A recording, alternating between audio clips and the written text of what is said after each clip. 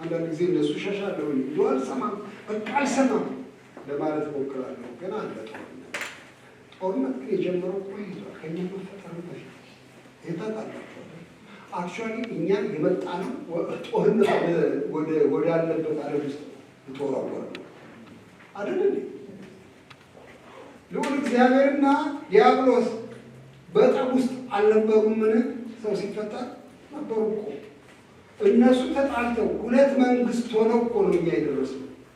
እና እንዴት ይቀርልበጠው ወደ አንዱ መሄዳችን እኮ ማይቀር እና ዲያብሎስ ከሰማይ ተወርውሮ የወረደበት ከወረደም በኋላ ጦር ያስከተተበት በእግዚአብሔር ላይ ጦር ያስከተተበት ከዚህ የተነሳ አባታችንና እናታችንና አዳምና ሔዋንን የእሱ ጦር አባላት እንዲሆኑ የመለመለበትን ታሪክ ታውቁታላችሁ። ኦሪት ዘፍጥረት ምዕራፍ 3 ላይ ነው።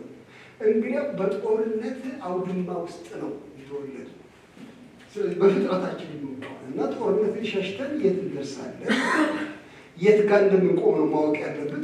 እንዴት እንደምንዋጋ ነው ማወቅ ያለብን እንጂ ሸሽተን የት እንደርሳለን ለማለት በተለይ ደግሞ አዲሱ ፍጥረታችን እሱ በጣም የጦርነት ፍጥረት እንደሆነ ለመንገር ፈልጋለሁ። ከአርብ ጀምሮ እዚህ ስነጋገር የነበረው በኳስ ሜዳ ዘይቤ ነው። እኔ የኳስ ሜዳ ልጅ ነኝ። አንዳንዶችም እዚህ ተገኝተዋል የኳስ ሜዳ ልጆች። በኳስ ዘይቤ ስንነጋገር ትኩረቱ ጎሉ ላይ ነው፣ መድረሻው ላይ ነው። አለበለዚያ ዝም ብሎ አንዲት የተነፋች ቁርበት ማንከባለል አይደለም፣ ወደ ጎል ማስገባት ነው። ይሄ ነው የኳስ ተጫዋቾች ስራ ተባብለን ስለ ግብ ስለ ዓላማ በጣም ተነጋገርን። በሁለተኛው ደግሞ ክፍለ ጊዜ ታስታውሱ እንደሆነ እሺ ጎልስ ይገባል፣ ግን እንዴት ነው የሚገባው? አንድ ሰው ብቻ ሆነ ኳስ ይዞ ሮጦ ያገባል? ኧረ አይሆንም፣ መቀባበል አለባቸው፣ የቲም ስራ ነው ብለን ስለ ቡድን ስሜት ስለ ቲም ስፒሪት ተነጋገርን። አስታውሳለሁ ትናንት ከሱ ላይ ነበር እና እንዴት ባለ መንገድ በህብረት ሆነን ወደ ግቡን ገስግስ በሚባል ዛሬ ደግሞ ራሱ ሜዳ ላይ መሆን ጦርነትን ፍልሚያን ነው የሚጋብዘው። እኛ የፍልሚያ ሰዎች ነን ለማለት ነው ዛሬ ቆምኩት። ባጭር ቃል ይሄ ነው እና ኑሯችን የፍልሚያ ነው፣ የውጊያ ነው። ሶ we are on a fighting mode በፍልሚያ አቅም ውስጥ ነው ያለነው በሚል በዚያ ላይ ነው ዛሬ አብረን እንድንነጋገር የፈለኩት እና እግዚአብሔር ይረዳል። እግዚአብሔር ይመስገን ተቸርነቱ ይረዳል። ወደ ልባችን ውስጥ ያስገባል። የሚጠቅም ነገር ቅድም እህታችን ስትጸልይ እንደሱ ስትል ነበር። የዛሬ ያፍታ ብቻ ይሁን የቋሚ ግን ውስጣችን ይዝለቅ እያለች ስትለምን ነበር። አሜን ያዝልቅ። ምንማረው ሁሉ ለከንቱ አይደለም፣ ለከንቱ አንማርም በምንም አይነት። መጽሐፍ እንደሚል እኔ የምልካት ቃሌ የምሻው ታደርጋለች እንጂ በከንቱ ወደ እኔ አትመለስ። በቀደም እንደነገርኳችሁ እኔ ኳስ አብሮ የሚጫወት ሰው ሳጣ እዚያ ሰፈር ውስጥ አድርግ የነበረውን ስነግራችሁ ነበር። የማደርገው በቃ ሁሉ ሰው ትምህርት ቤት ይሄዳል። እኔም ወይም ጉንፋን ይዞኝ በሆነ ምክንያት እቀራለሁ ከትምህርት ቤት። ኳሷን ይዤ እወጣለሁ። ከዚያ በኋላ ከማጋር ልጫወት ግድግዳውን ይዤ እለትመዋለሁ በኳስ። ግድግዳው ምን ያደርገዋል? አይውጠው፣ መልሶ ለኔ ይሰጠኛል። እንደገና መተዋለሁ፣ መልሶ ለኔ ይሰጠኛል። ይሄ እንግዲህ መጽሐፍ ከሚለው ጋር በጣም አስገራሚ ሁኔታ ወልድ ይገባል። እኔ የምሻት ቃሌ ነጥራት ትመለሳለች አይልም፣ የምሻውን ታደርጋለች። ከሰማይ ዝናብ እንደሚዘንብ በእርሻ ላይ ለፍሬም ደግሞ መብቀል እንደሚያደርግ እንዲሁ ደግሞ ቃሌ ያደርጋል ይላል እግዚአብሔር ይባላል። በዚህ እምነት ነው ቁጭ ያለው። እኔም የቆምኩት በዚህ እምነት ነው። ያበቅላል። እንዲሁ በከንቱ ዝም ብሎ እየተጠላለዝን አንቀጥልም። እግዚአብሔር ግን በቸርነቱ ልባችን ውስጥ ያስገባዋል። እግዚአብሔር ይመስገን። እስቲ አጭር ጸሎት እንጸልይና እግዚአብሔር ክቡር ሆይ ምስጋና ይገባሃል። ያቆምከን እስከዚች ሰዓት ድረስ አንተ ነህ። የባረከን አንተ ነህ። ያስተማርከን አንተ ነህ። ጌታው ያጸናህን አንተ ነህ። አንተን እንድንፈልግ እንኳ ያደረገው አንተ ራስህ ነህ። አቤቱ የቀሰቀስከን ከሙት መንፈስ ያነቃህን አንተ ነህ። አቤቱ ምስጋና እሰጥሃለሁ፣ ክብርን ገናንነትን ለቅዱሱ ስም ይሁን። ወደዚህ ና፣ ለልባችን ተናገር፣ የሚጠቅመንን ስጠን፣ አንጸን። እግዚአብሔር ሆይ አቤቱ ለጨዋታ አልመጣንምና ይልቁን ካንተ ዘንድ ሰምተን ለልባችንን ተለውጦ አምላኬ ሆይ ካንተ ጋር ለመራመድ ማቃብቃል። ቃሌ ባረክ በኢየሱስ ክርስቶስ ስም አሜን። እግዚአብሔር ይመስገን። ስለዚህ ቅድም በጀመርኩት ልቀጥል ነው። ጦርነት ውስጥ ገብተናል እና የመጀመሪያው ነገር ልናገር የምፈልገው እኛ ጦርነት የአዲሱ ፍጥረታችን ባህሪ ነው። የባህሪ ገንዘቡ ሲባል ሰምታችኋል። በኢትዮጵያ ኦርቶዶክስ ቤተክርስቲያን በተደጋጋሚ ይባላል። የባህሪ ገንዘቡ ነው የእግዚአብሔር ይባላል። ባህሪያቱን ለመጥቀስ ለምሳሌ ቸርነት የእግዚአብሔር የባህሪ ገንዘቡ ነው። በቃ ኔቸሩ ነው ማለት ነው። ኔቸር ቸር መሆን ልክ እንደዚያው የባህሪ ገንዘባችን ነው። ጦርነት ውስጥ ነው የእኛ ባህሪ በቃ ከዚህ ውጭ ሊወጣ አይችልም። ተከተናል። ጦርነት ውስጥ እንዴት ነው የተከተልነው? በምን ምክንያት ነው? ይልቁን ከጦርነት አሳረፈን እንጂ አይደለም። በፍጹም ከጦርነት አላሳረፈንም፣ ወደ ጦርነት መራን እንጂ። ትናንትና ከአንድ ያንን የሜኖናይት ጸሐፊ አንስቼ እሱን ስነጋገር አስታውሳላችሁ። መስቀሉ የአንድ ምስኪን ሰው ትንፋሽ መቆም አይደለም። አንድ እርዳታ የሌለው ሰው ሄዶ እጁን ዘርግቶ ነፍሱን በለሆሳስ የሰጠበት የጸጥታ ቦታ አይደለም። መስቀሉ የጦርነት ሜዳ ነው። ምክንያቱም በመስቀሉ ጥልን ገድሎ ስለሚል በስጋ ግድግዳውን አፍርሶ ስለሚል ኃይለኛ አክቲቪቲ የተካሄደበት ቦታ ነው መስቀሉ ብሎ ያለው ስነግራችሁ ነበር። እንግዲያው በዚህ ግብግብ ውስጥ የተወለድልን እኛ እንዲያውም መጽሐፍ እንዲህ ይላል። ቆላስይስን ነው መጀመሪያ ማነብላችሁ ምዕራፍ 1 ላይ ቁጥር 13 ጀምሮ እንደዚህ ይላል። ቁጥር 13 እና 14 እርሱ ከጨለማ ስልጣን አዳነን፣ ቤዛነቱንም ወይም ቤዛዎቱንም ማለት ይቻላል እሱንም የኃጢአትን ስርየት ወዳገኘንበት ወደ ፍቅሩ ልጅ መንግስት አፈለሰን። ሁለት ግሶች አዳነን፣ አፈለሰን አይደል የሚለው? አዳነን፣ አፈለሰን። እንግዲያው ድህነታችን በፍልሰት ነው የተገለጠው። ከአንድ ቦታ ወደ ሌላ አፈለሰን። እኛ ፈላሾች ነን ማለት ነው።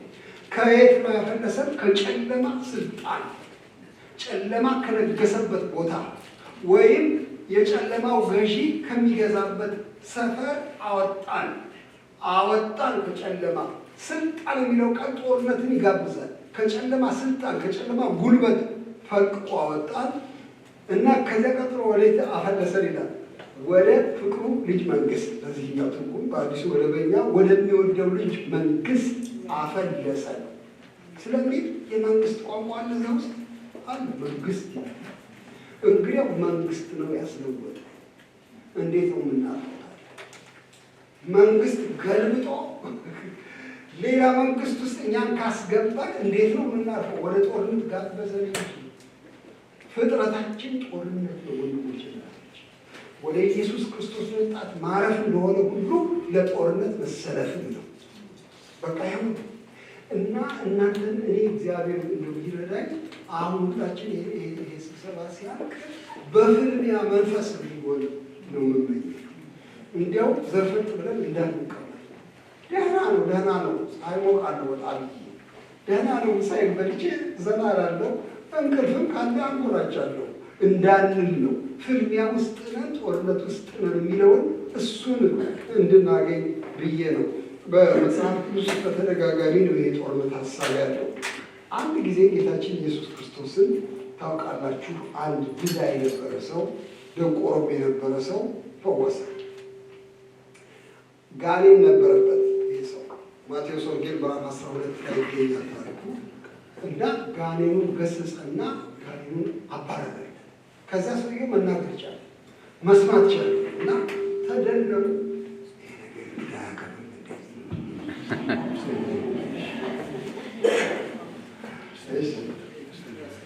ግውግውታውን ብቻ ማቴዎስ ወንጌል 12 ወደዚያ ግዴ ማቴዎስ ወንጌል 12 ላይ ኢየሱስ የተሰደበበት ቦታ እና ግን ከዚያ ውስጥ በጣም የምንማረው በጣም ትልቅ ነገር አለ ብዬ እላለሁ። ምዕራፍ 12 ላይ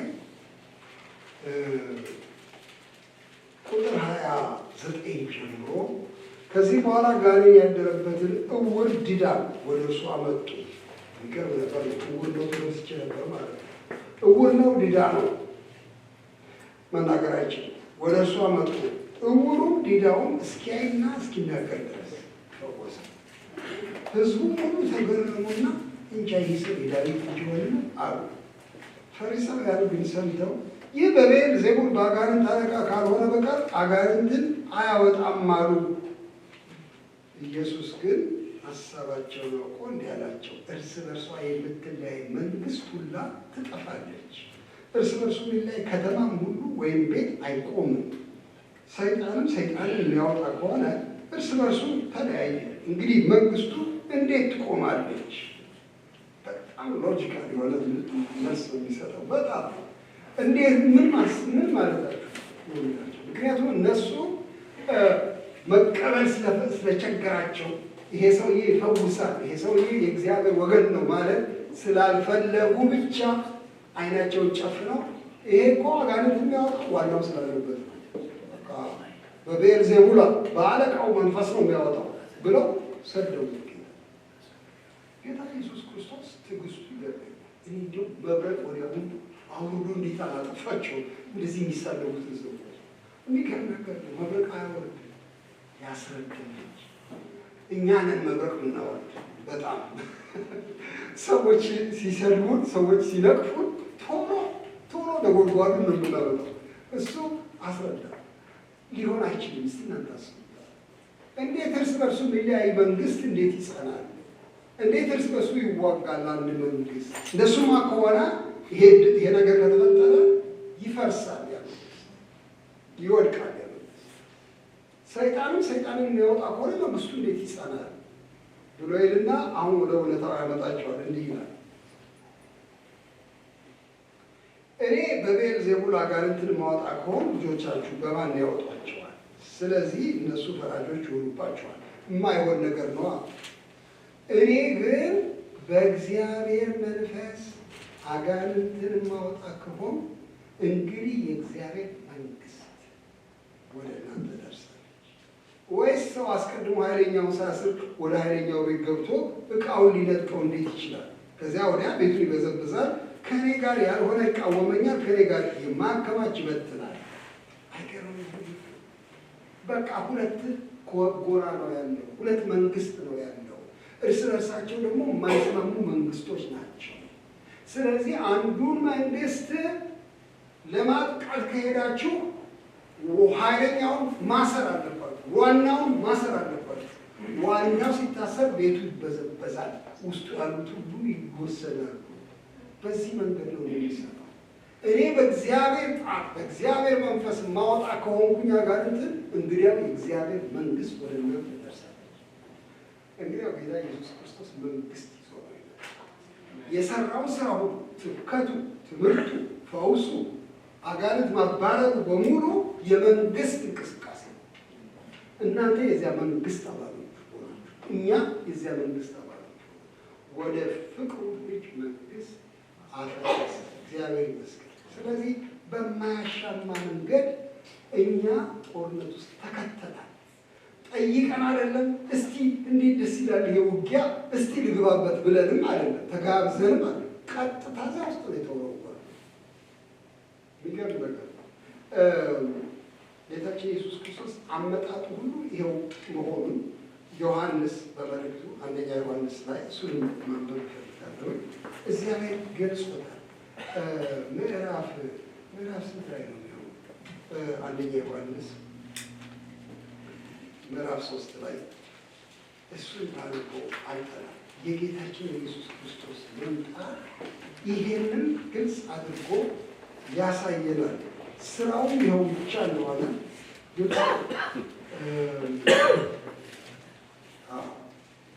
ቁጥር 8 ጀምሮ ታነባላችሁ። ምዕራፍ 3 አንደኛ ዮሐንስ ኃጢአትን የሚያደርግ ከዲያብሎስ ነው ይላል። የዲያብሎስ ስራ ነው ኃጢአት። የዲያብሎስ ስራ ነው ኃጢአት። ከዲያብሎስ ነው። ዲያብሎስ ከመጀመሪያ ኃጢአትን ያደርጋልና ይህ ባህሪው ነው። ስለዚህ የዲያብሎስን ስራ እንዲያፈርስ የእግዚአብሔር ልጅ ተገለጠ ይላል። የክርስቶስን መምጣት በጦርነት ቋንቋ ነው የሚገልጠው። እኛ እኮ ብዙ ጊዜ እንደዚህ አናስብ።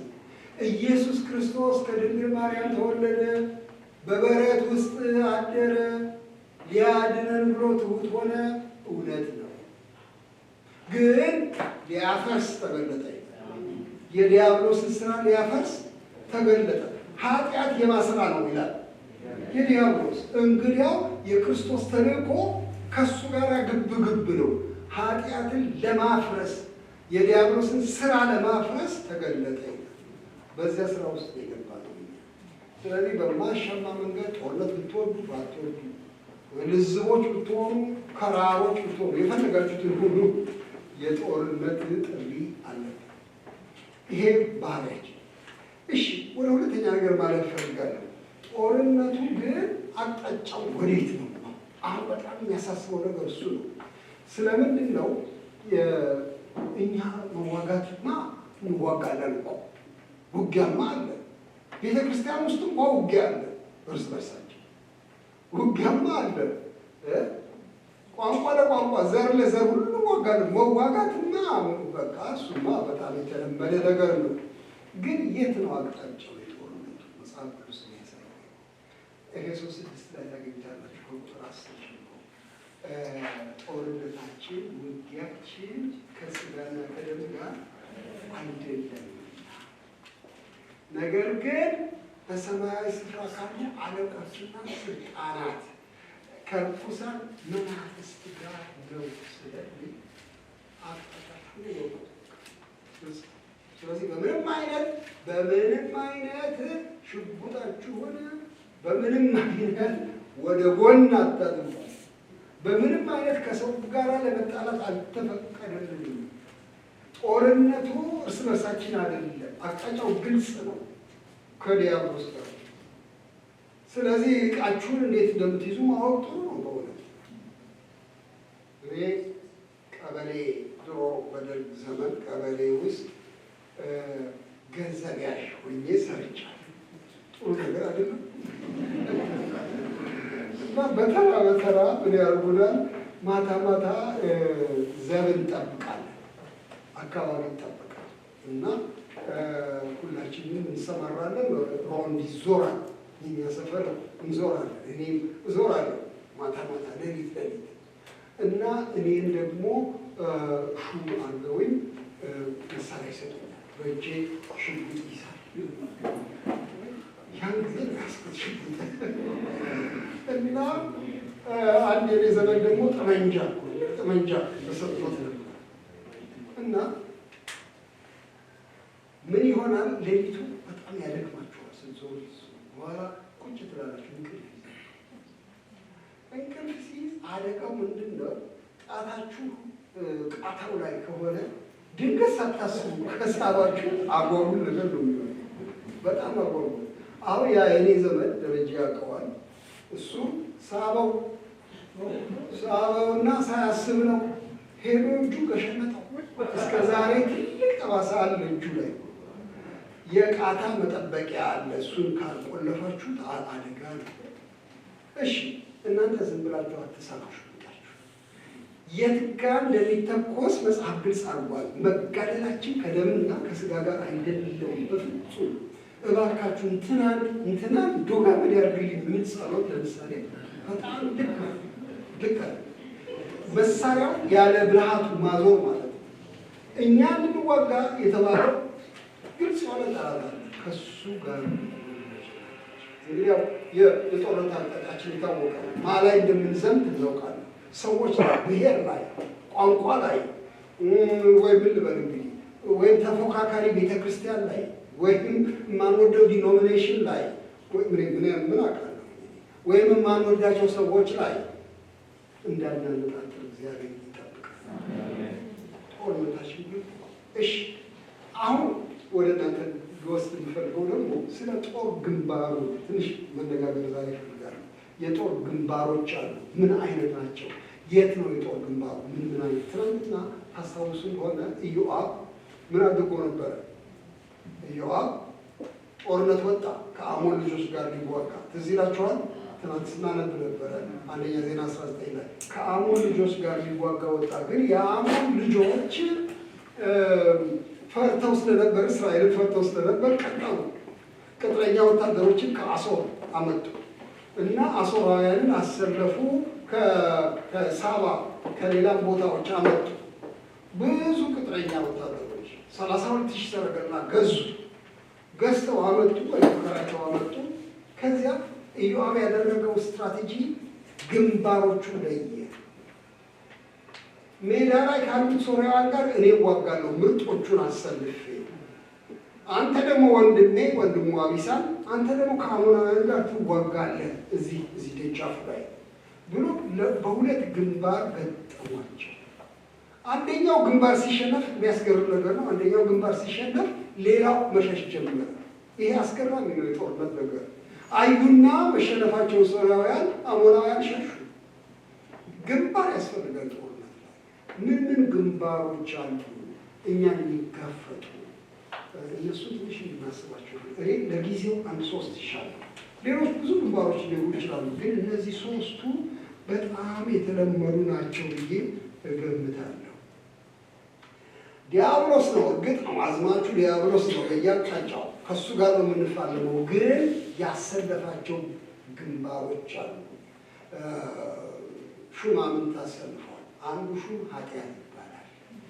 ከኃጢአት ጋር እንጋደላለን። ይሄ በጣም ብዙ ጊዜ በተለይ ጴንጤቆስጣውያን ነን የምንል ሰዎች እማናነሳ ጦርነት ሲባል ደስ ይለናል። በእውነት ጴንጤቆስጣውያን በጣም የታወቁ ናቸው። ቤት ዘግተው ጮኋሉ። ጮኸው ምንድን ነው የሚያደርጉት? በኢየሱስ ስም አንተ ጋኔን ሂድ ይላሉ። እና የተለመደ ነው የቋንቋቸው። በጣም ግን የምንዋጋው ከሰይጣን ጋር ብቻ ነው ወይ? እኔ አንድ ቀን ይህን ዕብራውያን 12 ሳነብ ይህን ውጊያ ለምን አናነሳው? ለምንድን ነው የምንዘለው የሚል መጣብኝ። ምዕራፍ 12 ላይ እንደዚህ ይላል፣ የምታውቁት ነው። ጌታ ኢየሱስን ተመልክተን እንሩጥ የሚለው ሸክምን ሁሉ ቶሎ የሚቀበልን ኃጢአት አስወግደን የእምነታችን ራስና ፈጻሚውን ኢየሱስን ተመልክተን በፊታችን ያለው ሩጫ በትዕግስት እንሩጥ። እሱ ነውርን ንቆ በፊቱም ስላለው ደስታ በመስቀል ታግሶ በእግዚአብሔር ዙፋን ቀኝ ተቀምጧልና። በነፍሳችሁ ዝናችሁ እንዳትደክሙ ከኃጢአተኞች በደረሰበት እንዲህ ባለ መቃወም የጸናውን አስቡ። ከኃጢአት ጋር እየተጋደላችሁ ገና ደምን እስከ ማፍሰስ ድረስ አልተቃወማችሁ። ከማን ጋር እየተጋደላችሁ? ከኃጢአት ጋር። አይገርም? ከኃጢአተኞች የደረሰበትን ተቃውሞ ታገሰና ጸና ይላል። እኛ ግን ከኃጢአት ጋር እንድንጋደል ጠራን። እስካሁን ድረስ በደንብ አልተጋደላችሁ። ከኃጢአት ጋር ገና ደም እስከ ማፍሰስ ድረስ አልደረሳችሁ። ተጋድሎ ብርቱ ነው ማለት ነው። የምንጋደለው ከኃጢአት ጋር ሰይጣንን እየጠራን በጌታ ስም እየገሰጽን በማባረር ብቻ አንሆንም። ከኃጢአት ጋር ፊት ለፊት እንጋፈጣለን። ኃጢአት ነው ጠላታችን። ግንባሩ ዋናው ግንባር እንዲያውም እሱ በልዩ ልዩ መልክ የሚያባብለን ኃጢአት አለ፣ የሚያስፈራራን ኃጢአት አለ፣ ጀማ ሁሉ የሚቀበለው ኃጢአት አለ። ከዚያ ውስጥ ሾልከን ወጥተን ተቃውመን ወጥተን አይነካኝም ኃጢአት የሚል አቋም መያዝ በጣም ከባድ ግብ። የምንጋደለው ከኃጢአት ጋር በእውነት ጥሪያችን ይሄ ነው። ይሄንን እንዲያውም በጣም ማሰብ ያስፈልጋል ብዬ እላለሁ። የኃጢአት መታለል ልባችንን ይዞ ይሄዳል። ብዙ ሽንፈት ከኃጢአት የተነሳ ኃጢአት የሚጠቀመው ምኞታችንን እንደምታውቁት ምኞት ጸንሳ ኃጢአትን ትወልዳለች አይደል የሚለው የእኛም ምኞት ይጠቀማል። ይሄ ኃጢአት በውስጣችን ያሉ ነገሮችን እነሱን መነሳሳቶችን ስነ ህይወታዊ መነሳሳት ሊሆን ይችላል፣ ባዮሎጂካል ወይም ስነ ልቡናዊ ሊሆን ይችላል፣ ሳይኮሎጂካል ፍላጎቶቻችን ሊሆኑ ይችላሉ። ሌላውን ሁሉ ይጠቀምና ሊገዛን ይፈልጋል፣ ሊያሸንፈን ይፈልጋል። ጦርነት ወንድማችን ማነው እሱ ያው ወንድማችን ብለው ከሌላቸውን ቃየንን ካላላችሁ እሺ ወንድማችን ለምን በሰው ዘር ወንድም ነው ምን እንዲሆን ደግሞ እንደሱ ብዙ ጊዜ እንገላለን። እንደሱ በድንጋይ ባልገልም በምላስ ቢሆን ሰዎችን እንገላለን። እሱ የኃጢአት ሀሳብ መንፈስ ውስጥ ሲገባ እግዚአብሔር አውቋል እና ነግሮታል። ለምን ፊት ጠቆረ? እንደዚህ ለምንድን ነው ፊት ጠቆረው? ምን ሆነሃል? ከዚያ ያለው ኃጢአት በደጅ ሌባ ናት፣ በደጅ ታደባለች፣ አሸምቃ ነው የምትጠብቀህ እና ምን አለው? ሽታ በላት አለው። ኧረ አይደለም ያለው ግልጽ ምን ንገስ ተቆጣ። ትግሉ ኃይለኛ ስለሆነ ኃጢአት የሚባለው ነገር አንተ ቀድመህ ተወደሽ ተብለቴ ይላል። ቀድመህ አንተ ቦታውን ሰደው ጦርነቱን አንተ ጀምረው ከባድ ኃጢአት ነበር ብሎ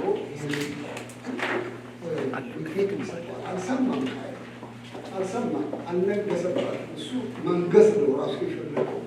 ወንድሙን ገሎ ራሱ ከፍ ማለት የፈለገው ኃጢአት ነገሰ። የኃጢአት ጋር ተገርጓችን ምንም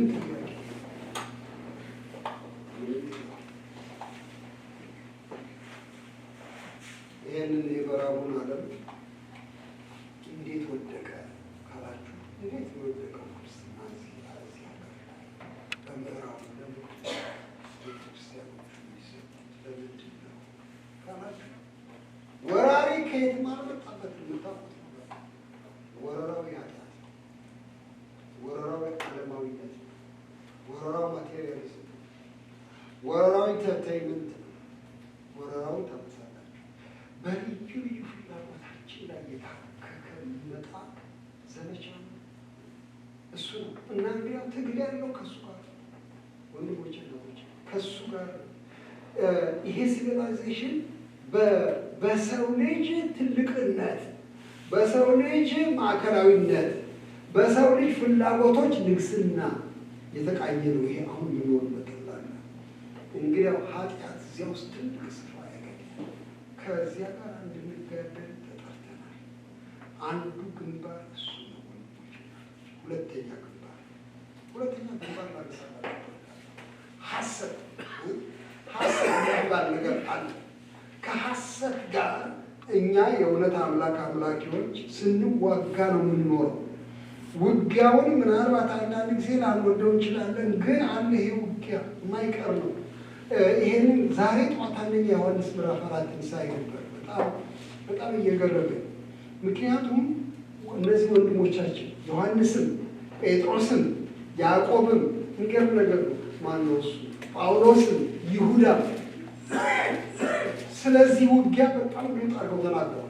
በጣም ግልጽ አድርገው ዮሐንስ በመልእክቱ ምዕራፍ 4 ላይ ወዳጆች ሆይ ይጀምራል። ቁጥር ጀምሮ ወዳጆች ሆይ መንፈስን ሁሉ አትመኑ፣ ነገር ግን መናፍስት ከእግዚአብሔር ሆነው እንደሆነ መርምሩ። ብዙዎች ሐሰተኞች ነቢያት ወደ ዓለም መጥተዋልና የእግዚአብሔር መንፈስ በዚህ ታውቃላችሁ። ኢየሱስ ክርስቶስ በሥጋ እንደመጣ የሚታመን መንፈስ ሁሉ ከእግዚአብሔር ነው። ኢየሱስ ክርስቶስ በሥጋ እንደመጣ የማይታመን መንፈስ ሁሉ አምላክ ሰው እንደሆነ ማለት ነው፣ ከእግዚአብሔር አይደለም። ይህ የክርስቶስ ተቃዋሚው መንፈስ ነው። ይህም እንዲመጣ ሰምታችኋል። አሁንም እንኳ በዓለም አለ። ልጆች ሆይ እናንተ ከእግዚአብሔር ናችሁ፣ አሸንፋችኋቸውማል። በዓለም ካለው ይልቅ በእናንተ ያለው ታላቅ ነውና።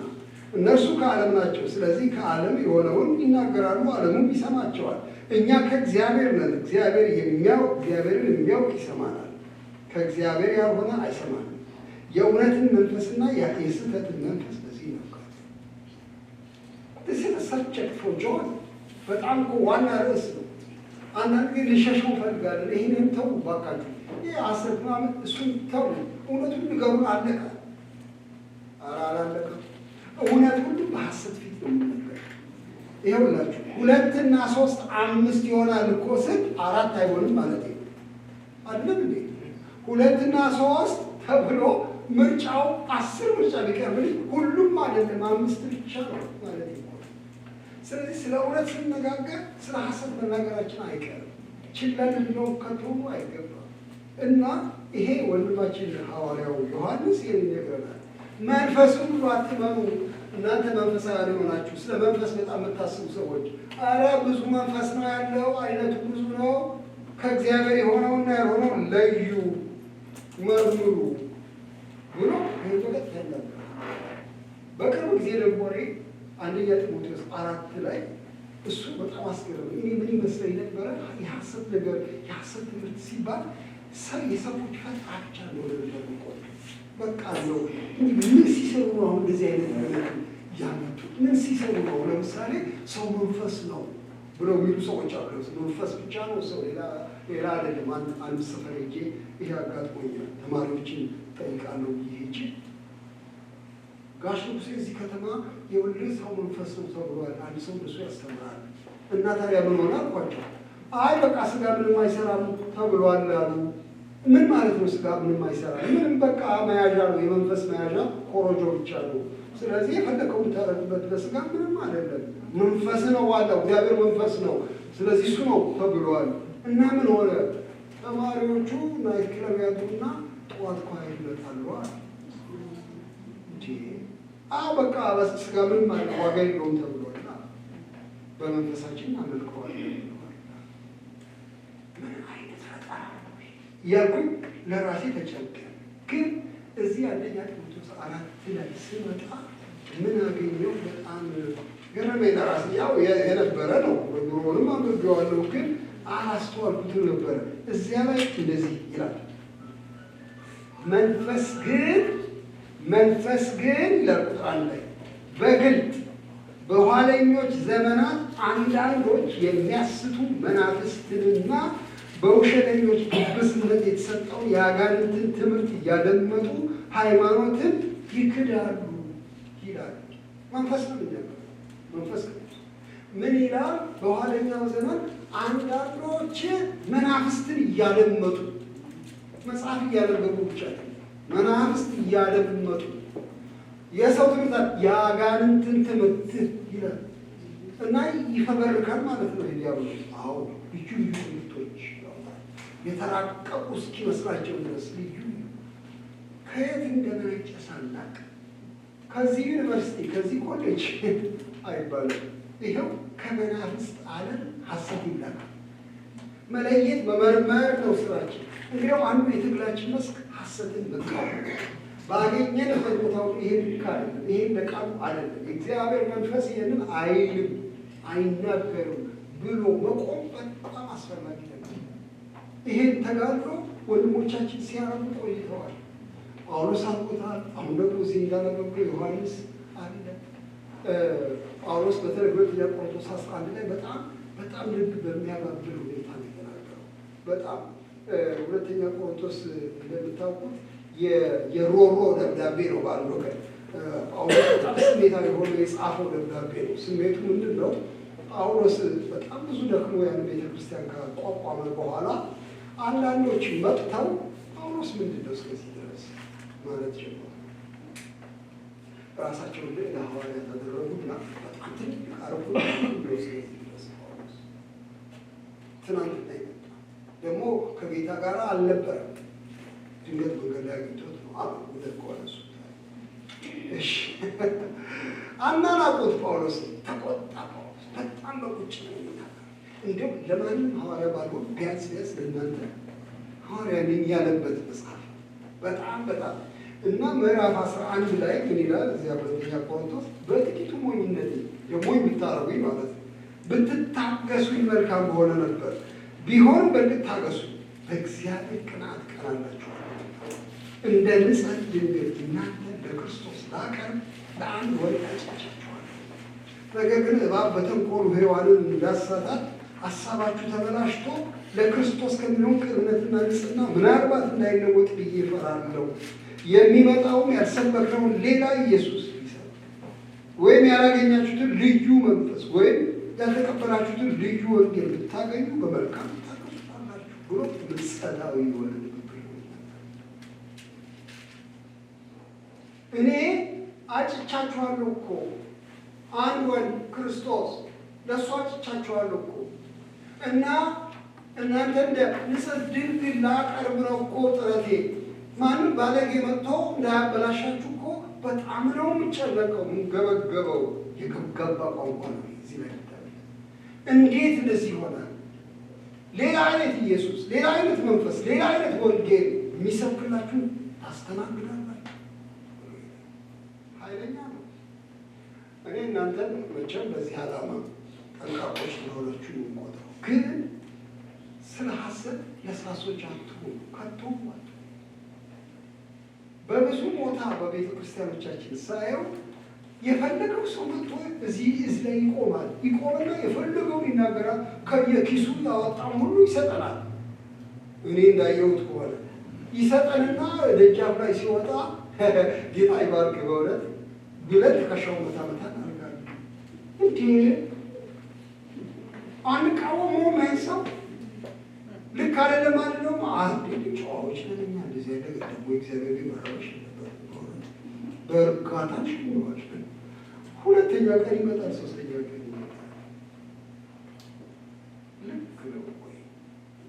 በሐሰት ፊት መለሳለስ ተገቢ ነው። እኔ ራሴ ምን እንደማደርግ አላውቅም። ፓስተር ምን ይሰማራል አላውቅም ምን እንደማደርግ። ግን በእውነት አንዳንድ ጊዜ እርግጥ ይህንን መናገር ያውቃሉት ለማለት አልደፍርም። በቃ ውረድ ብላችሁ ይህንን መናገር ያውቃሉት ረብሻ ይፈጠራል።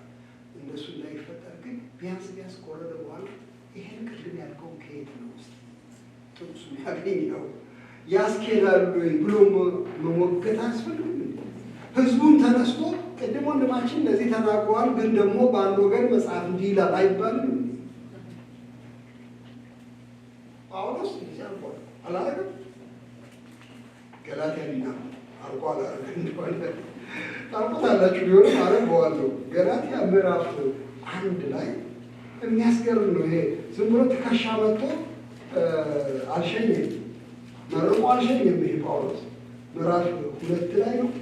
ምዕራፍ 2 ላይ አንዳንዶች ሐሰት ለማስተማር የእግዚአብሔርን የጸጋ ወንጌል በስራ ለመለወጥ ጥረት ሲያደርጉ ተቃውሟል። በጣም ምን ይላል? ቁጥር 5 ላይ ምዕራፍ 2 በስውር የገቡ ሐሰተኞች ወንድሞች ስለ እነሱ ነው የሚናገረው ይልና የወንጌልም እውነት በእናንተ ዘንድ ጸንቶ እንዲኖር ለአንድ ሰዓት እንኳን ለቀን አልተገዛም። ትንሽ እንኳን ቀዳዳ አልሰጠም። ለምን? ወንጌል በእናንተ ዘንድ ጸንቶ እንዲኖር እንዳይበላሽ። በኋላ እንዲያውም ምዕራፉን ስትዘርቁበት ጴጥሮስ ለምሳሌ አንድ ደካማ ነገር ያደርጋል። ወንድማችን ጴጥሮስ ከጳውሎስ የቀደመ ሰው ነው። እሱ ምን ያደርጋል? ደህና ከአሕዛብ ጋር ሲበላ ሲጫወት ሲስቅ ሲዘምር ይቆይና ከኢየሩሳሌም የመጡ አይሁድ ዘመዶቹ ሲያይ ይፈራል እና ከአሕዛብ ጋር በላ እንዳይሉት መሸሽ ይጀምራል። ራሱን ማረቀች። በኋላ ጳውሎስ ያይዋል። ምን አይነት ግብዝነት ነው ይላል ጳውሎስ። እንዴት ነው እንዲህ የምታደርገው? አንተ ራስህ በጸጋ እንደምንድን በእምነት እንደምንድን አሕዛብ ሁሉ እንደሚድኑ እንደምንድን እያወቅህ አንተ እንዴት አድርገህ ነው እንደዚህ የምታደርገው? ደግሞ በሱ ግብዝነት በርናባስ እንኳን ተሳበ ነው የሚለው።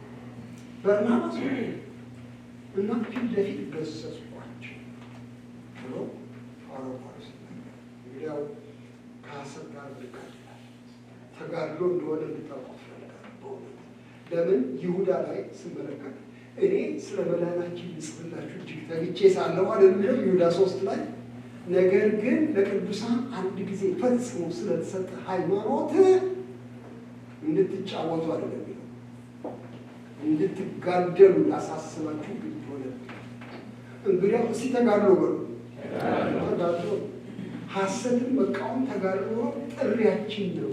ኃጢአትን እንደምንቃወም ሁሉ የሐሰትን አስተሳሰብና ትምህርት ሁሉ እንድንቃወም እሱ አንዱ ግንባር ነው። ሶስተኛ ግንባር ላነሳላችሁ። ሶስተኛው ግንባር ሀሳብ ብየዋለሁ። የሀሳብ ግንባር ሀሳብ ትልቅ የጦርነት አውድማ ነው። በጣም ብዙ ጦርነት የሚነሳው ሀሳብ ውስጥ የሰው ሀሳብ ውስጥ ሰው ሀሳብ የሰው ልቡና የሰው አእምሮ መናኸሪያ ነው የብዙ ጦሮች። ዲያብሎስም ለይሁዳ ሀሳብ ካገባ በኋላ እንደተባለው ማለት ሀሳብ ከባድ ነው እና እኔ ቁጭ ብዬ ሳይ አሁን በተለይ ክርስቲያን ወንድሞች ናቶች ከባዱ ችግራቸው ሀሳብ ላይ ሀሳባቸው ቀኝ ግራ እያለ ይበታተናል። ሌላ ቦታ ይሄዳል። የሀሳብ ችግር አለ። ዲያብሎስን ሊዋጋ የሚፈልገው የሀሳብን መስክ ነው። ሀሳብ የጦርነት ሜዳ መሆኑን በምን ታውቃለህ ካላችሁ ያው ወደ ሐዋርያ ጳውሎስ ደብዳቤ ወደ ሁለተኛ ቆሮንቶስ ምዕራፍ 10 ላይ ሄዱ። እዚያ ላይ በጣም የሚገርም ነገር ከአእምሮ ጋር ያለውን ትግል ነው የሚናገረው። ቁጥር 3 ጀምሮ በሰው ልማድ ምንም እንኳ ብንመላለስ ይላል። እንደ ሰው ብንመላለስ ማለት ነው። እንጀራ በምስር ወጥ እንበላለን ማለት ነው። ያው እንደ ሰው ልማድ ጫማ ብናስታርቅ ማለት ነው። ስራ ብንገባ ማለት ነው። ሄደን አሮጊቶችን ነርስ ብናደርግ ብንጠብቅ ማለት ነው። ወይም ደግሞ ሆስፒታል ዘብ ብንቆም ማለት ነው። ወይም እንግዲህ የምትሰሩትን ስራ ሁሉ እንደ ሰው ልማድ ምንም እንኳ የምንመላለስ ቢሆን እንደ ሰው ልማድ አንዋጋ። ውጊያ ላይ ሌላ ነው አቋማችን። የጦር ዕቃችን ስጋዊ አይደለም። ምሽግን ለመስበር ግን በእግዚአብሔር ፊት ብርቱ ነው። የሰውንም አሳቢ ነው። ሂስቶሪ about the thought world ይሄ በሀሳብ ውስጥ የሚካሄደውን ነው። ሰውን እንገላለን፣ ሰውን እንጨርሳለን አይደለም። የሰው ሀሳብ ፎከሳችን እሱ ላይ የሰውን ሀሳብ ይልና ምን አይነት እንደሆነ ስሙ። የሰውን ሀሳብ በእግዚአብሔር እውቀት ላይ የሚነሳውን ከፍ ያለውን ነገር ሁሉ እናፈርሳለን። ለክርስቶስም ለመታዘዝ አእምሮን ሁሉ ነው የሚለው። አእምሮን ሁሉ የሀሳብ መንበር የሆነውን ማለት ነው። አእምሮን ሁሉ እንማርካለን። መታዘዛችሁ በተፈጸመች ጊዜ አለመታዘዝ ሁሉ ልንበቀል ተዘጋጅተናል።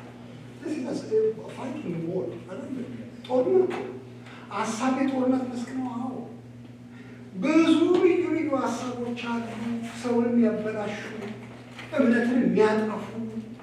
አሁን ኮሌጅ ውስጥ ልጆቻችን ሲገቡ አሉ ጭንቃችን እሱ ነው። ደህና ጌታ ሲያመልኩ የቆዩ ልጆች ኮሌጅ ገና እንደጀመሩ ይሄ ነገር እውነት ይሆን ማለት ይጀምራሉ። ማለት አሁን ጾታ የሚባለው በቀደም ከልጄ ጋር ሳወራ ማለች እሷ ማስተማር ጀምራ ነበር። ህፃናት ታስተምራለች። ሁለተኛ የሶስተኛ ክፍል ልጆች ታስተምራለች። እድሜያቸው 6 7 ይሆኑ። በኋላ እንዴት እንደጠየቀች አላውቅም። ጾታ ስንት ነው ብላ ጠየቀች። በቃ እንደዚህ ብቻ ብላ ጠየቀች። ስታንዳርድ መልስ አገኛለሁ ብላ ነው። ቶሎ አንዱ አወጣ 2 ነው አለ። ሳቀበት። አጠገባለ ሄዳለች። ለምን ትስቃለህ አለችው። 2 አይደለም ታዲያ ስንት? አሁን ወደ 40 ደረሱ።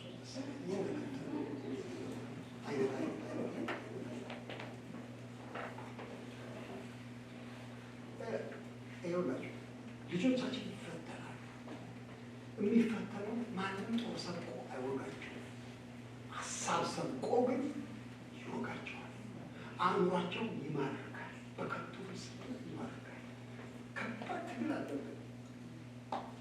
ወንድሜ ግሩም የበለጠ ያውቀዋል። እሱ እዛ ትምህርት ቤት ስለሚሰራ ሁኔታ ትግል እንዳለ ያውቀዋል። ሌሎቻቸው በየኮሌጁ ውስጥ በጣም ኃይለኛ ትግል አለ። የገነነ ያስተሳሰብ ፍልስፍና አለ። መሳቂያ ነው የሚያደርጓቸው። ልጆቻችን ሊሳቅባቸው አይፈልጉም። እና ምን ያህል ሐዋርያው ጳውሎስ ጦርነታችን ምሽግን እስከ መስበር ድረስ ለማፍረስ ነው እና የምንመርቀው አእምሮን ነው፣ አስተሳሰብን ነው፣ ለክርስቶስ የሚማርከው ለእኛ ጎራ ወይም ለምናምን ለክርስቶስ ታዛዥ እንዲሆን የሰው አእምሮ ሁሉ ማርካል። እንደ ሰው አንዋጋም። ሰዎች ቢሆኑ መንፈሳዊ ጦርነታችን ብሎ ከፍ ያደርገዋል። ይሄ የሐሰት መስክ የሚለው አንዱ የጦርነት ግንባር ነው። ሶስተኛ አነሳም ሶስተኛው ቃሉ ምናልባት እነዚህን ሶስቱን ብቻ ላንሳ ለጊዜ። ሌሎች መስኮች የሉም ማለት አይደለም። ኃጢአትን፣ ሀሳብን እና ደግሞ ሐሰትን እሱን እየተዋጋን እንዘልቃለን። አሁን በመጨረሻ ግን ማለት የምፈልገው ታዲያ እንዴት ነው የምንዋጋው? ጦርነቱን ነገርከን፣ ግንባሩን ነገርከን፣ እንደማይቀርልን ነገርከን። ታዲያ ምን የሚል ጥያቄ ይነሳል። ዋጋ እንዴት ነው መዋጋት ማለት? እኔ መቼም በአጭር ቃል ለመናገር የምፈልገው ኑሯችን መንፈሳዊ ነው።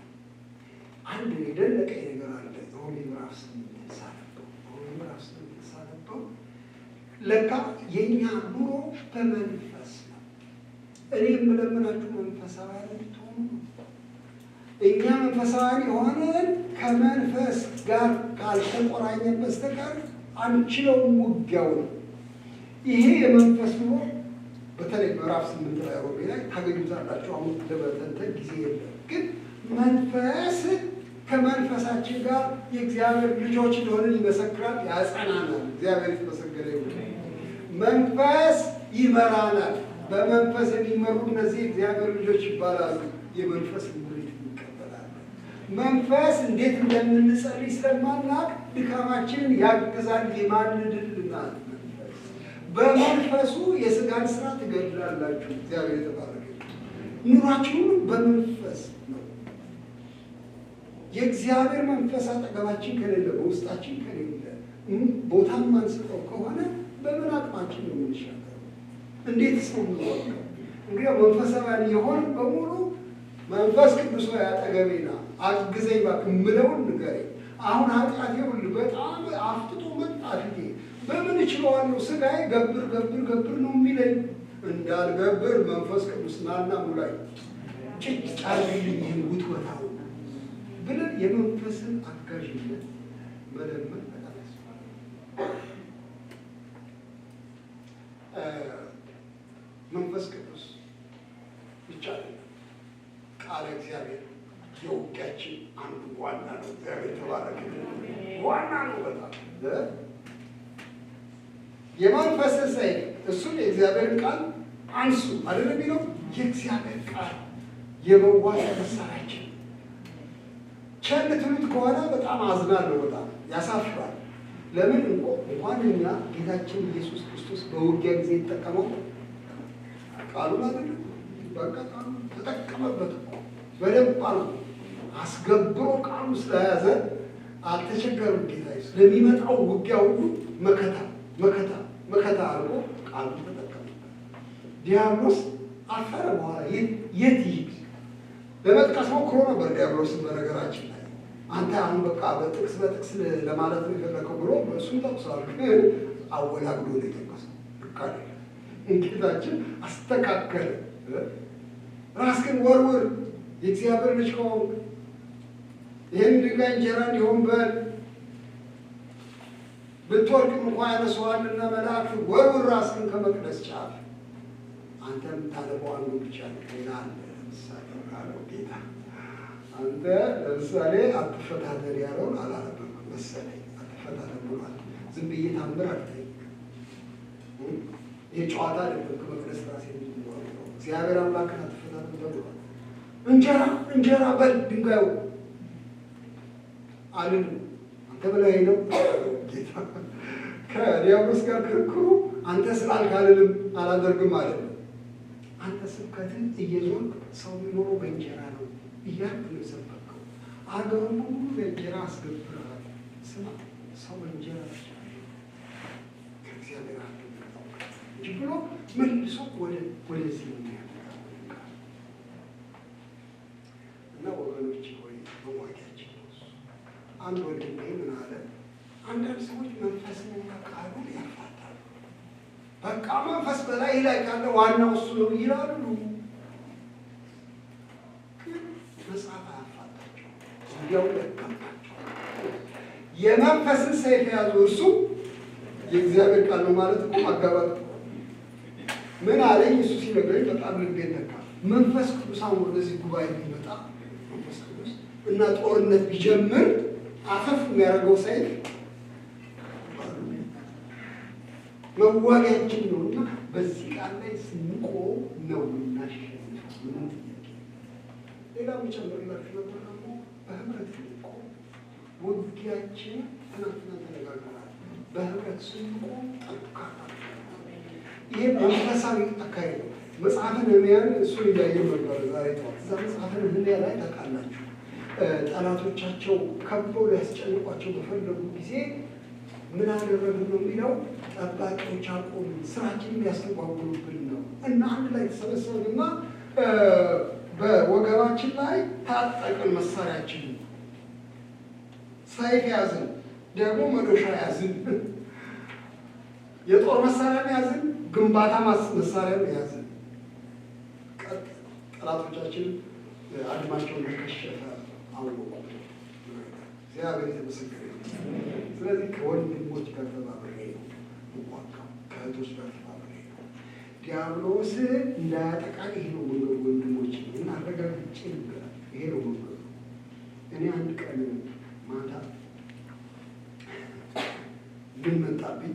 አንድ የምናድርበት ቤት ነበረ፣ አንድ የጸሎት ህብረት ነበረ እና ተማሪዎች ሆነን አንድ ላይ ተሰብስበን እንጸልያለን።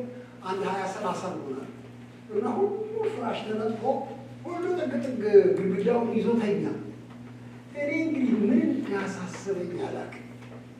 እዚያ ፍራሽ ላይ መተኛቱን ተውኩና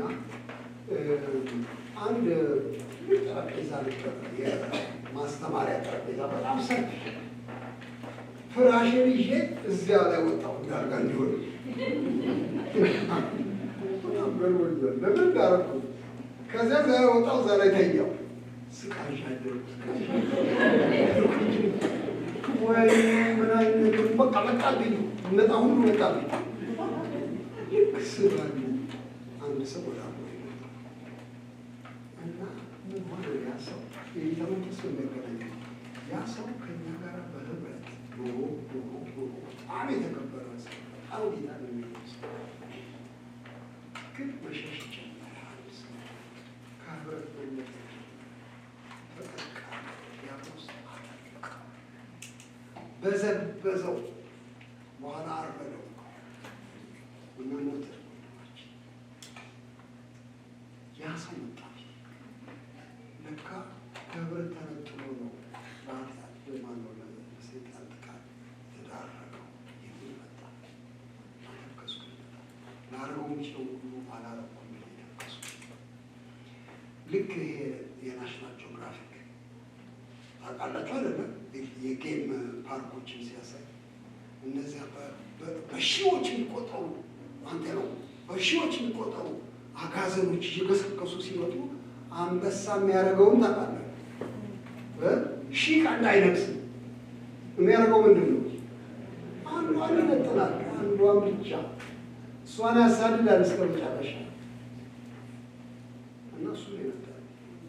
ስለዚህ ለጥቃት እንዳንጋለጥ ከወንድሞች ጋር ከተሸራቱ ባንክ ደካሞች ናቸው እነሱ።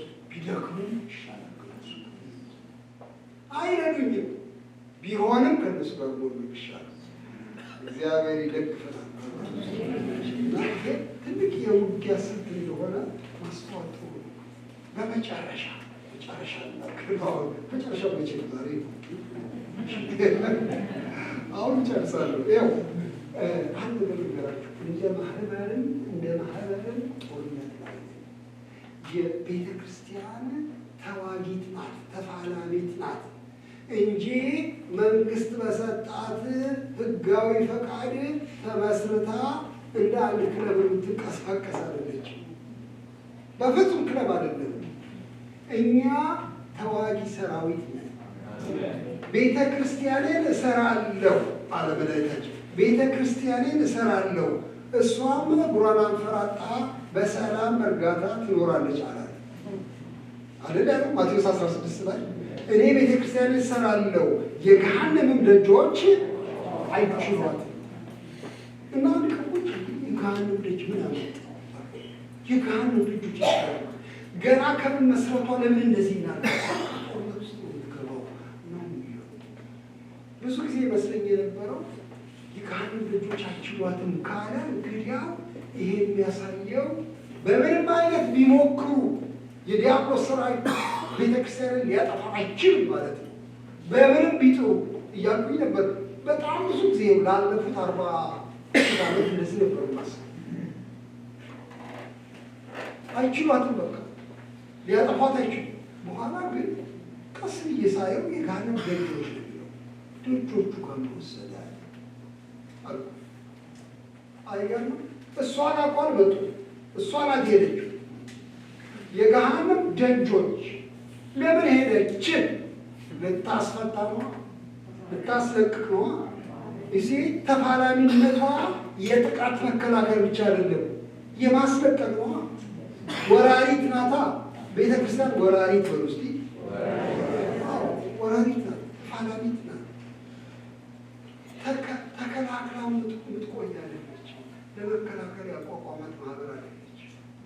የገሃነም ደጆች ለምን ገሃነም ውስጥ የታሰሩ ብዙዎች አሉና ነጥቃ ለማውጣት ጉልበት ያስፈልጋል። እንግዲህ ለጦርነት የተጠራች ማህበር ናት። ስለዚህ በግልም በማህበርም እኛ የምንዋጋ ሰዎች ነው። እግዚአብሔር ለዚህ ጠራ።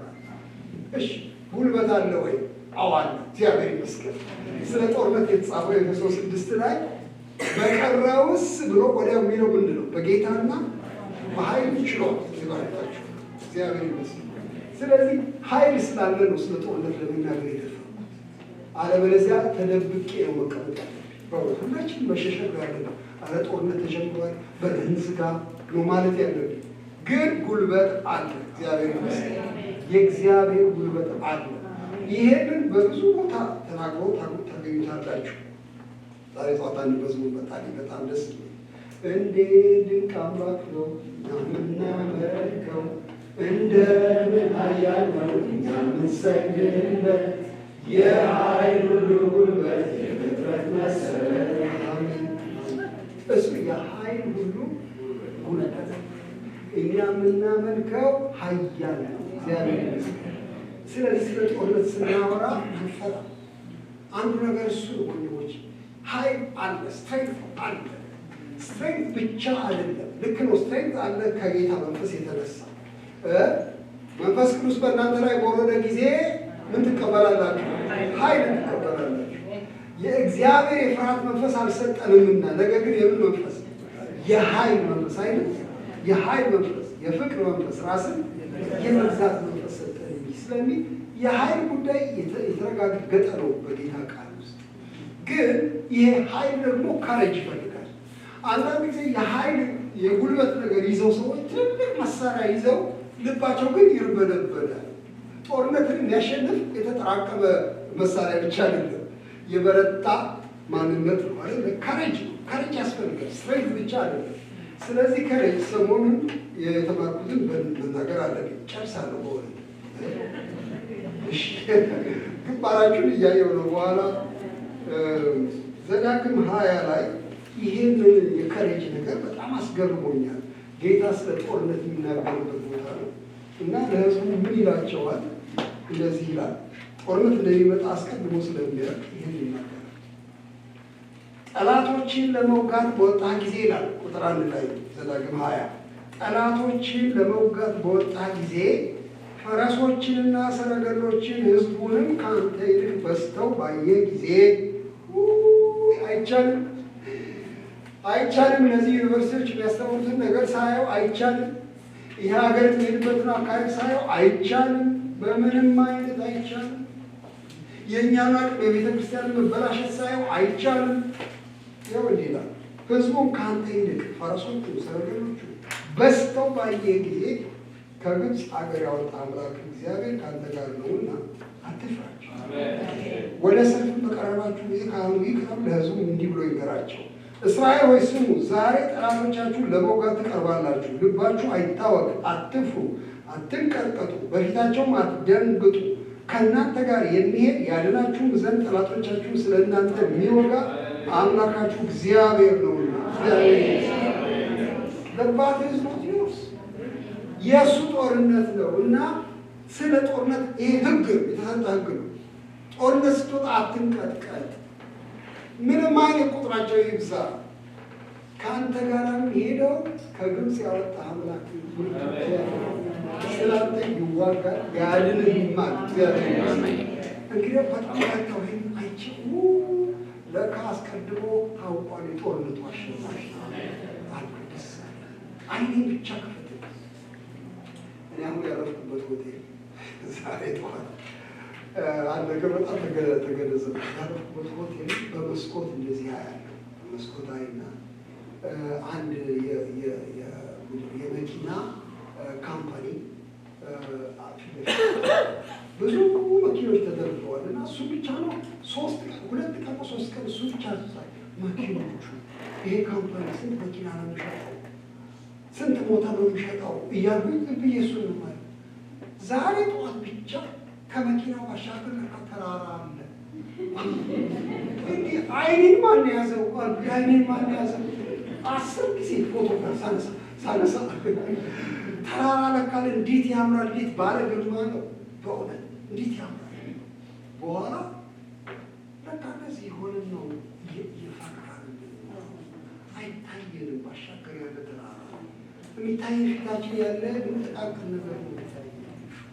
ለዚያ ለማን ነው እሱ በጊያዝ ነው ኤልሳ ሲርበተበት ወይኔ ጌታ የደረሱብን እኮ ሶርያውያን ከበውናል እኮ ተከበናል እያለ ሲቀጠቀጥ ምን ያድርግ ኤልሳ? ምን ይበለው? አይዞ ቢለው ሚጽናና የሚበረታ አይደለም። እግዚአብሔር ባካይ ሰው አስቸጋሪ በጣም እየጮኸ ክፈታይ ብቻ ሌላ አይደለም። ሲከፈታይ የሰማይ ስራ ከቧቸው ያለ አይነኩንም።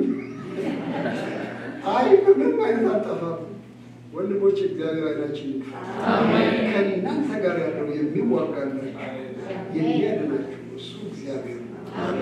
ስለዚህ ባካችሁ ስለ ዘመኑ አስበን ይህ ዘመን በጣም እንደ ድሮ አይደለም፣ በጣም ከባድ ሆኗል እያለን በልባችን ሰቀቀን ውስጥ እንዳናልቅ እንዳንፈራ በጦርነት ወቅት እንዳንፈራ ይህ እንደተነገረ አያለሁ። እግዚአብሔር የተባረከ።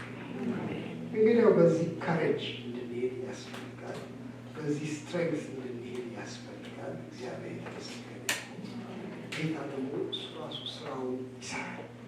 እግዚአብሔር ይመስገን። ስለዚህ በርቱ ወንድሞች እና ጦርነቱን ለማስቀረት ምንም አይነት ድርድር አንደራደር። እኔም ይህን ተስፋ አልሰጥም። ከየት አምጥቼ እሰጣለሁ? ጦርነት አለ፣ ግን ከእኛ ጋር የቆመ እግዚአብሔር። እኔ እዛ ሁልጊዜ ነው የሚሰብከው። አንዳንድ ሰው እንዳላሰለቻችሁ ስለምፈራ እኔ ኳስ ጫወት ነበር እያልኩ ብዙ ጊዜ አወራሁ። አንዴ ብቻ ትፈቅዳላችሁ? አሁን ከኔ ደረጀ ነበረ ክለብ ውስጥ ለሚጫወት እኔ እንኳን ትንሽ ነው የሚጫወት እና በዛ በሰፈር ቡድን ውስጥ ብዙ ጊዜ ቡድኑን እዚያው ነው የሚሰራው፣ እዚያው ነው የምናወቀው እና አንበሎች አሉ፣ የቡድን አንበሎች አሉ። 2 አንበሎች ይቆማሉ። ለምሳሌ አሁን አስረሳ እንደዚህ አስረስና ማለት ምረት 2 የቡድን አንበሎች ከሆኑ እኛ ተጓድን ነው የምንመጣው። እዚያው ነው የሚሰራው እና ስም እናወጣለን ለራሳችን አንበሳ ነገር አምያለን። በጣም ብዙ ጊዜ በሰፈር ጨዋታ አንድ አሪፍ ተጫዋች አይጠፋም እና ሁሉም ያ አሪፍ ተጫዋች ለሱ ቡድን እንዲደርስ ነው የሚፈልገው። በጣም በቃ እሱ ካለ እንደሚያሸንፉ ያውቃሉ እና አያውቁምና ተጓደን ስንመጣ ከአንበሳ ከነብር እንላለን። እኔ ለምሳሌ አንበሳ ልሆን ይችላል። አንበሳ እንላለን። ቀስ ብለን እንመጣለን። በጣም አሪፍ ተጫዋች ነብር ሊሆን ይችላል።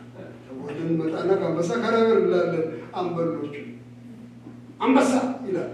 እኔ ደርሰውና መሸነፉን ያውቀዋል። ገለጻ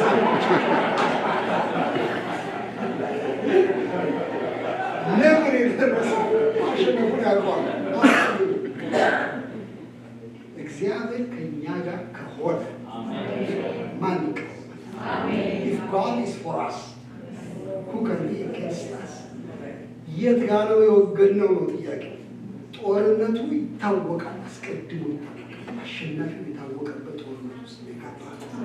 እግዚአብሔር የተመሰገነ። እግዚአብሔር ጸጋውን ሁሉ ያብዛል። እስቲ እንጸልይና